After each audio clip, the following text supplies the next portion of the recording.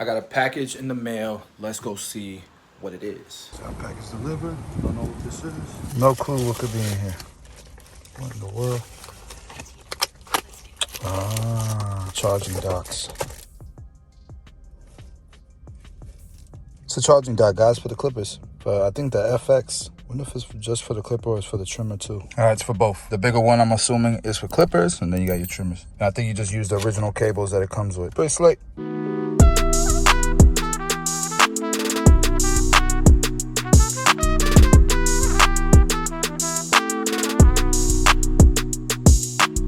All right, guys, so recently I've been traveling a whole lot, and I've had guests stay over and friends move down, and I started a mentorship group that I'm really excited about. I want to see like a 100% success rate. We'll see if we can get that done. But we've just been really busy, and I haven't been in the shop the last month, I think. But if you're wondering, my schedule is back open. If you want to book me for a YouTube haircut, please do. Link is in the description.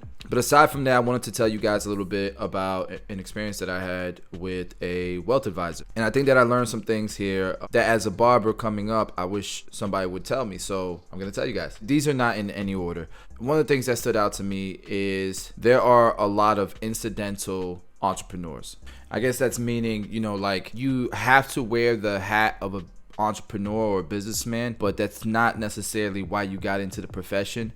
So doctors, lawyers, accountants, some engineers, right? Financial advisors, barbers, hairstylists, all have entrepreneurial aspects of their business, but typically they got into it for a skill set or specialization that they're in, and that's the focus. The business side is kind of the back end of it. And a lot of these incidental entrepreneurs make really good money, but many of them, actually the most of them, they don't really have their stuff together. And it's not because they're irresponsible, it's just that they've been focused on the main aspect of their business so much. And as barbers, we deal with this a bunch, that the other side gets neglected. The business side gets neglected for good reason. It's not like the business side isn't important, but the business side doesn't really matter if you ain't making money. And so at some point you start to realize, man, I'm making good money and stuff, but enough's enough. It's time to start really focusing on the fruits of my labor. At some point, you don't want to make money only from main aspect of your business and trading time for money, right? And so this is what financial advisors or wealth advisors, especially wealth advisors, I feel like when they have that title, they're looking long-term strategic, how to strategically position you to be in the best place possible to build wealth. And so I'm not recommending anybody get a financial advisor, but I am saying to work really hard, keep it in mind. You'll know when it's time for a financial advisor. But yeah, guys, barbers aren't alone at this. It's a common problem in society, no matter what profession it is. And so I think that a wealth advisor's job is to make what's so common and bring it to a place that's kind of uncommon, right? They wouldn't be in business if there weren't a lot of potential clients. And so they're looking for people like incidental entrepreneurs so that they can kind of guide them to a place where they have what's called legacy money. And I think that barbers, especially, at least from the community that I come from, man, you know what? I'm just going to say, I don't know anyone I grew up with or any family members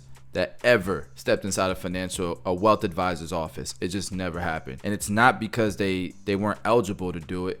It's just because it wasn't even a thought. It's not normal. It's just not normal. I'm going to say it, and this might sound bad, but it's no diss to anybody. I don't think most people need a wealth advisor or financial advisor. I think most people need to figure out their business and make a lot of money first. I think like YouTube gurus, at least the good ones, at least the reputable ones, I think that's enough. Books, that's enough for now. Podcasts on finances, like that's enough for now for 95% of the people out there, I would say. And I realized fairly quickly that myself and Daniel, we were small potatoes compared to like most of the clients that walk in there. And I'm not saying like it wasn't for us, but we know we're a little early in the game. But it definitely was worth still doing and learning from it. Definitely a humbling experience. But the potential is definitely extremely there. Another thing that I learned through this experience is just because the IRS okays it doesn't mean that's necessarily how you need to operate the way that your cash flow comes into your business and the way that it goes out. Because I think that most people, and this was confirmed from the advice that I got from the wealth advisor, was human nature plays a big part in staying on track with your finances. We just see shiny squirrels sometimes. We just know how to convince ourselves of doing something we know we shouldn't be doing. And so really staying strict to keeping personal stuff personal and business stuff business is something that you really, really need to do. Even if it causes some inconveniences, I feel like the more inconveniences, the less likely you are to go above and beyond to break the rules that were set for your finances. Hopefully that makes sense. The way they did the budget pretty much was they looked at my expenses, my average expenses, and they put a specific payroll in place to cover my expenses and my lifestyle pretty much. And then everything over that, there was a bucket for all of that money. And so that would be allocated, and anything extra would overflow the bucket, and that would go into other investments of my choice, maybe crypto, maybe real estate, whatever it may be. But there was specific investments that it went into that kind of grew on their own. They earned their interest and they mitigated tax liabilities. They were just the foundation of what retirement looked like. And then they showed what the projections looked like after 10 years, after 20 years, after 30 years, how much money I would have in retirement. And it was crazy. It was a lot of money.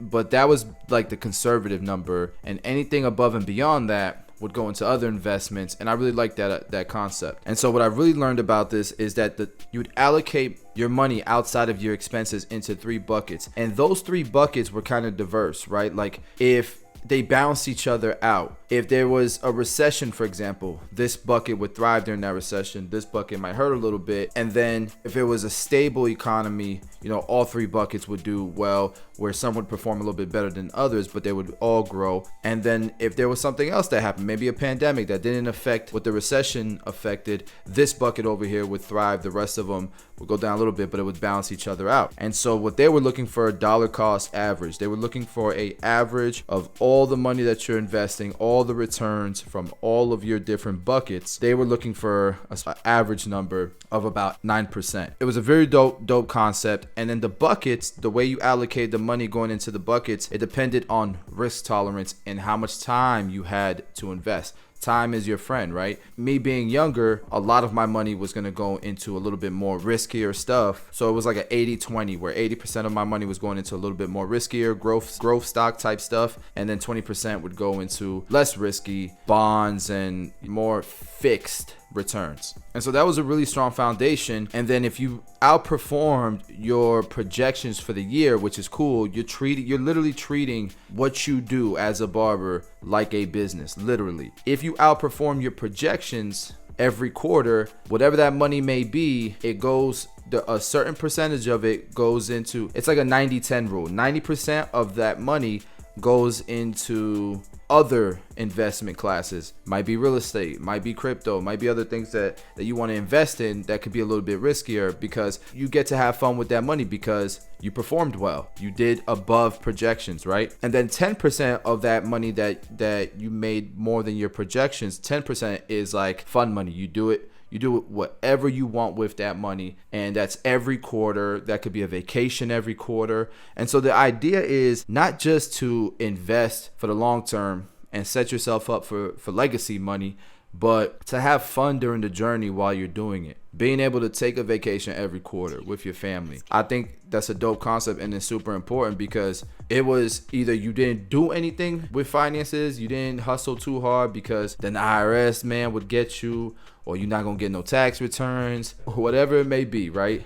Or wouldn't qualify for Obamacare no more. Like whatever reasons it was not to perform, having a plan put in place, it makes you excited to perform, because all of those ideas go out the window that you've been kind of brainwashed into thinking. And then it makes you want to go even harder, because you know for what work you put in, you will get in return. I want to hit that bonus every quarter, And I say it all the time, man. Barbers can be their own worst bosses, because when they had a boss, they would perform for bonuses. But when they're their own bosses, they get a little bit lazier. There are no bonuses, because you don't think like a business. You think like, this is all my money, and you don't set things up like they would be if you were working for somebody else. And it's crazy because I've seen so many people work harder for other people than themselves. So maybe that's what it is. You don't have a system in place that promotes performance. You know what I mean? So I think that was a big part of what I got from meeting with the wealth advisor. Another part was, and this is very important, is estate planning.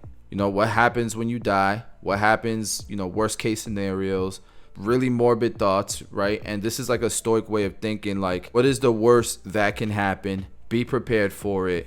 And then allow that type of thinking to keep you motivated because it could happen.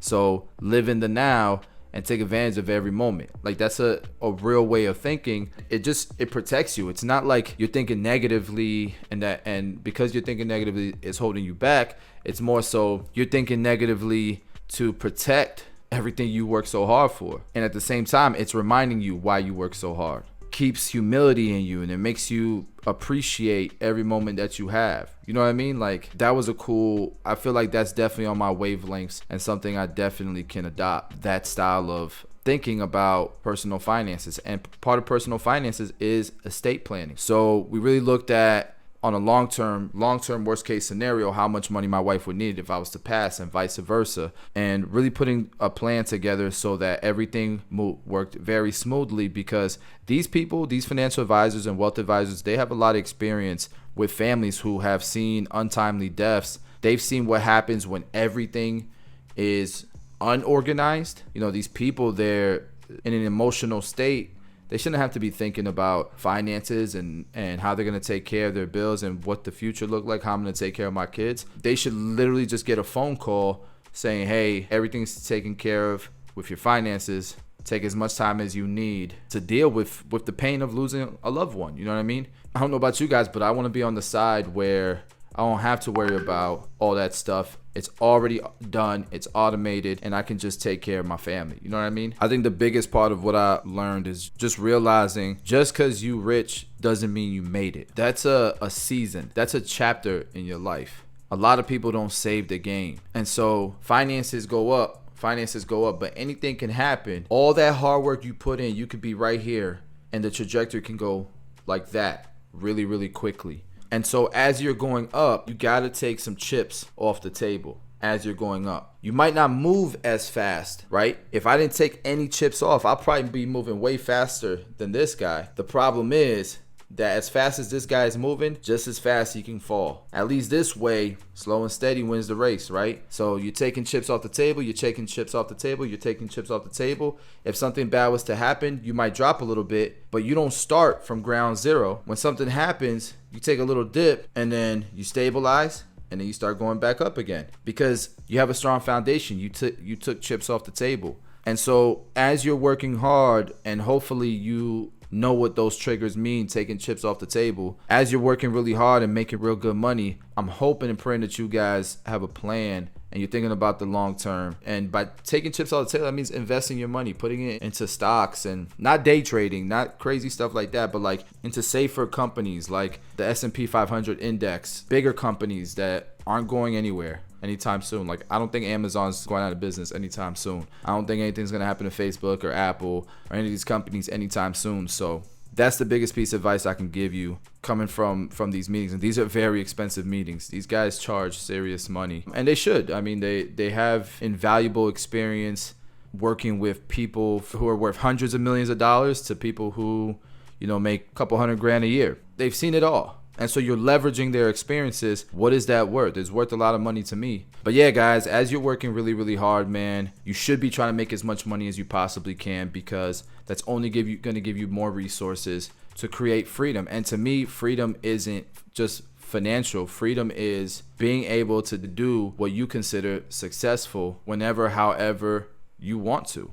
Like, some people really want to give and they can't because they don't have the resources or the time to do it. Some people really want to help family members out or friends or just do things because they like it and they can't. The harder you're working now for a season of your life, the more money you'll have to not only enjoy these seasons that you're working really hard, but to put yourself in a position where it's temporary and you don't have to sacrifice forever. At some point, things flip, and believe it or not, you'll probably work harder because Now you're doing things you're super passionate about. Like I tell people all the time, I'm not retiring. Like I don't ever see myself retiring, because what am I going to retire from? People retire so that they stop doing something that they don't want to do every morning or every day, so that they can go do something that they do want to do every day, like go fishing. I already figured that part out. Like I like what I do every day, so why would I retire and do what? You get what I'm saying? Hopefully this was insightful, man. I've never seen a video where